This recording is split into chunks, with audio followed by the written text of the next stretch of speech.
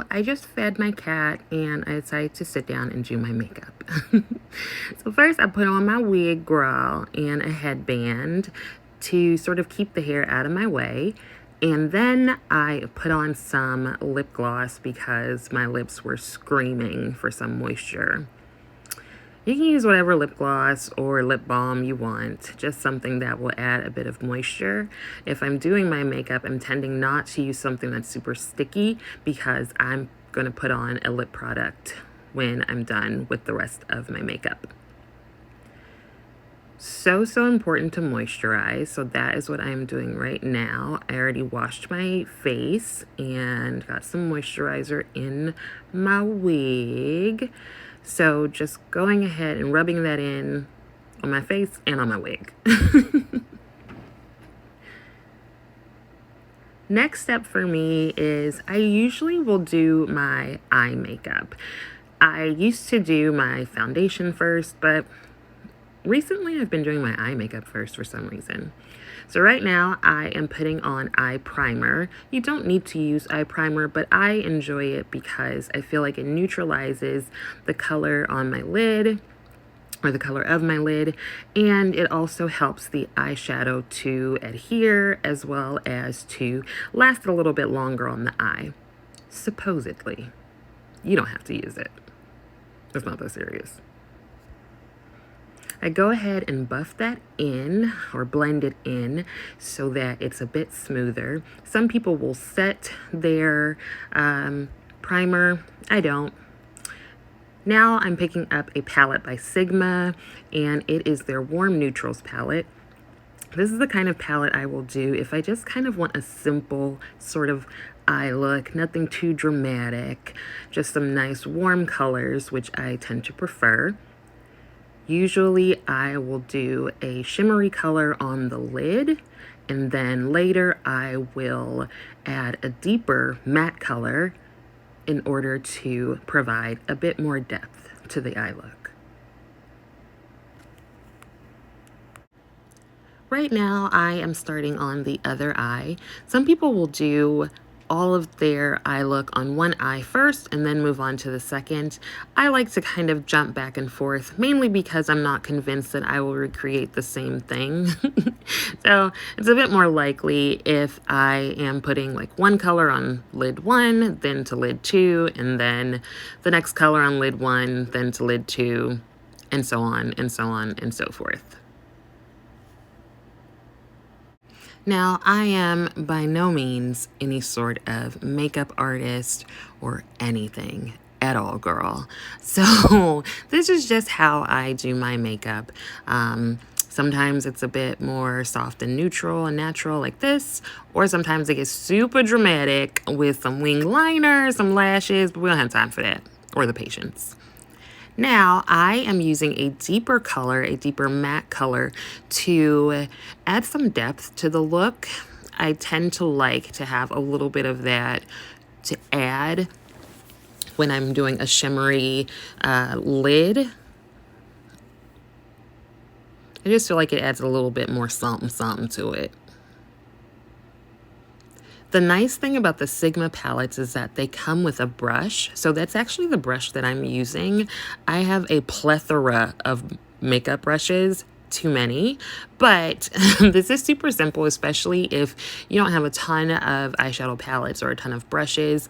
I like that you get a brush in the Sigma palette, and it's actually a really good brush. It's dual-ended. Yeah, I was gonna say double-sided, but that's like tape. It's dual-ended. So you can use one end of the brush to sort of pack on the color that you want, and you can use the other end to buff out the colors or to add the depth that you want as well. Now, I'm looking a little tired because, you know, I work and stuff.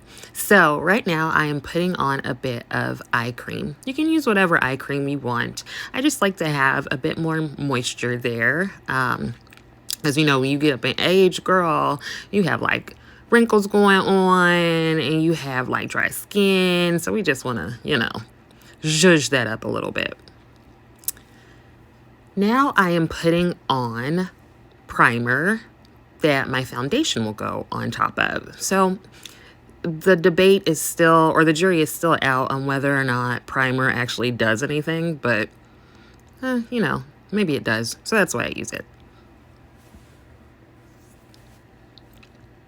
Here I am brushing out my brows a little bit, you know, whatever brow hair survived the 90s over plucking trend. And now I am just filling in my brow hairs so that they actually show up a little bit and, you know, I don't look like I'm perpetually surprised or something. I don't do anything super special to my brows. I just use a brow pencil. Usually one side has a spoolie to kind of comb through your brow hairs, and the other side is a pencil. I am using the color dark brown in this eyebrow pencil. I used to think I was supposed to use black because my hair is black, not just the wig, like my hair. But I find that using a dark brown is a bit softer and a bit more natural. So that's what I'm doing.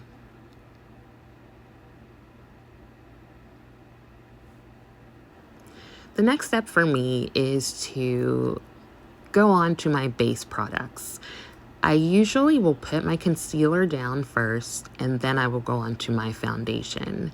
I used to do foundation first and then concealer, but I've just been switching it up lately. I like to use a concealer shade that is about 2 shades lighter than my skin tone.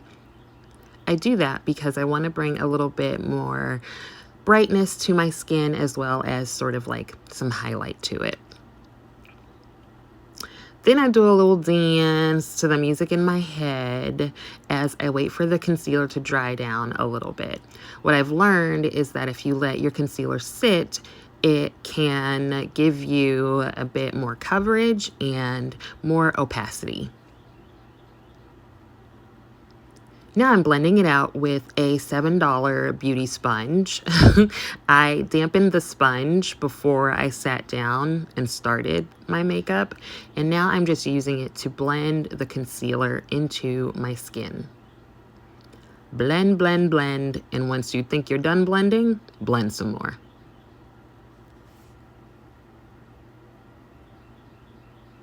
Super sexy look right now.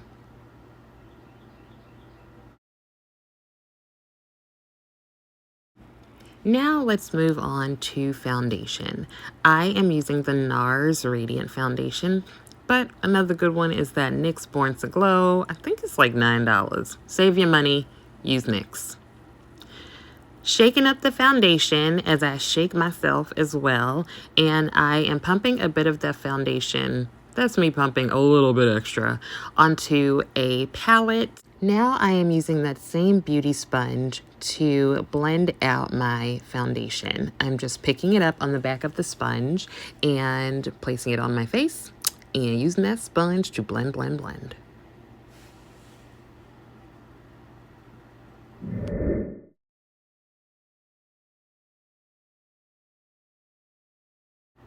Here is where I start to set my concealer. I tend to use a more golden or yellow powder to set under my eyes and the other places that I put the concealer.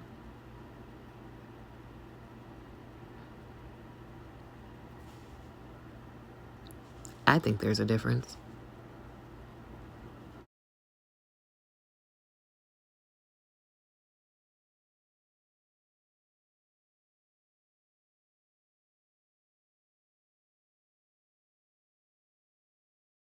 Once I'm done setting my concealer, I then move on to setting my entire face with a powder that is closer to my skin tone. I use a large fluffy brush, dip into the powder, and just buff it into my skin.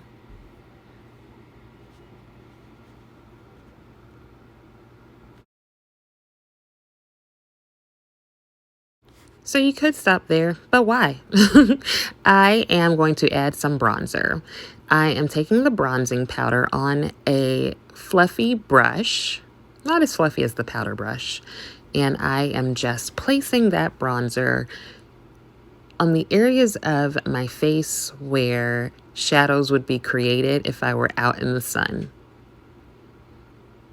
Who knows? when I'll ever be out in the sun again.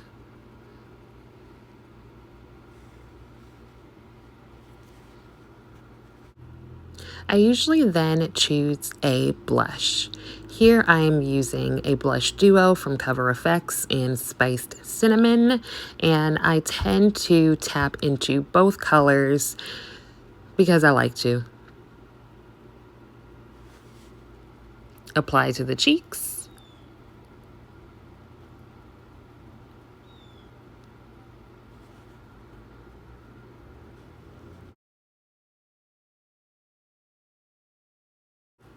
Once I do both cheeks, then I move on. Going back to my eyeshadow palette, I will use a small brush to dip into one of the matte colors and just apply it to the lower lash line. Don't poke yourself. I have poked myself in the eye on many occasions, so I'm trying to save you from that. So if you feel like that might happen to you, don't do this. Next step is mascara. I apply 1 to 2 coats on my lashes just to make it look like I have lashes. I see a difference. If I'm feeling a little froggy, I will take a shimmer color from the eyeshadow palette and place it on the inner corner. Just brightens it up a little bit. Once I'm done with that, I will do a setting spray. Try not to get into my eye. And then I will just do a little light fanning to help that dry a bit quicker. Everybody loves a good fan. At that point, I will then apply my lip gloss or lipstick, whichever I'm sort of feeling that day. I tend to like matte lipsticks during the work week because I'm talking a lot and I don't want to reapply. But if I'm not really doing too much, I will just throw on a gloss, pat it in, zhuzh the hair, and we are done. That's it.